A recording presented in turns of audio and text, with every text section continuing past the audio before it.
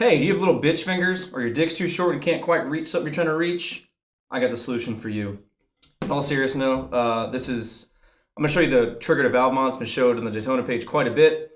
Not every Daytona this needs to be done to. In fact, you don't need to do it to any of them. They all function fine out of the box. What this will do, if you don't know what it is, it's going to shorten your trigger pull a little bit. If you're on semi, if your sear's not touching the valve 100%, not 100% engagement, and auto is, and maybe you're having some inconsistencies between semi and auto, this might fix your problem. Might give you a little bit more FPS out of semi, depending on the gun again. But what I'm going to show you, this is on a PDW, on the second gen kits. Not every gun needs this. Not every gun is going to function just like this, but you'll get the idea of how this operates. So first off, here's what this gun looks like without the mod done to it. So on semi or on safe, you can't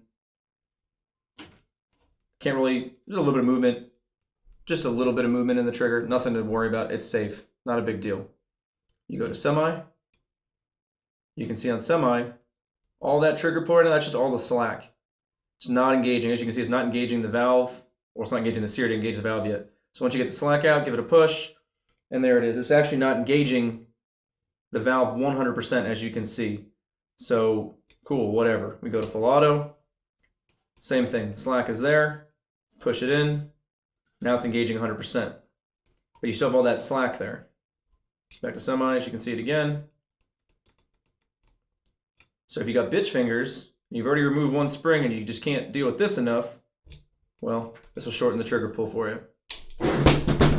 All right, what you're gonna end up needing is an M3 by 0.5 set screw. You can use a bigger screw if you'd like, but it's a little tiny guy. You're gonna need an M3 by 0.5 tap and a number 40 drill bit or 98 thousandths drill bit, same thing. All right, so here's some pictures. Now, as you're seeing, that's pretty much what yours is going to look like for the most part. It might vary a little bit platform to platform, but the same general concept and idea is there. There's nothing there. Cool, there it is. I drilled a hole through it. As you can see here, there's a hole coming through the bottom of it. I drilled all the way through it. And basically, the set screw is going to go through that. I drilled it at an angle, as shown here above. You can drill it straight top to bottom if you want. The angle seems to work the best for me. And I'll show you why. The set screw kind of engages a little bar or a little lever.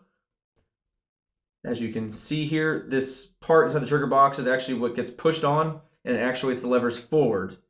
So basically all that set screw is going to do is going to push that. So the more you screw the set screw in, the sooner, if not more, it's going to push on that. So basically what you're going to end up doing is, every platform is a little different, like I said. I'm going to take the valve out just for a quick adjustment, just to make this a little quicker for the video's sake. So you saw how the slack was there and everything else. I've already kind of counted how many turns I'm going to do. So you simply just put this, kind of engage the, I'm going to come back. Go in and simply just turn it around. And all you're doing is just pushing the set screw in further. Again, I already know how far I'm going to go.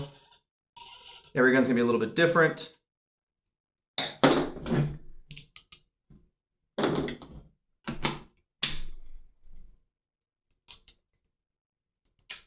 All right. So now, I did a couple things here. Now, if you look them on safe, there is actually, I mean, the trigger is stiff. Like, I can't move it at all. When I go to semi, here's the slack that's there now. There is not much slack. And now when I go to engage it all the way, it's pushing the valve in all the way. Go to full auto, there's actually zero slack. As soon as I engage it, boom, 100%. Now you can turn that, let me show you this way. There's nothing.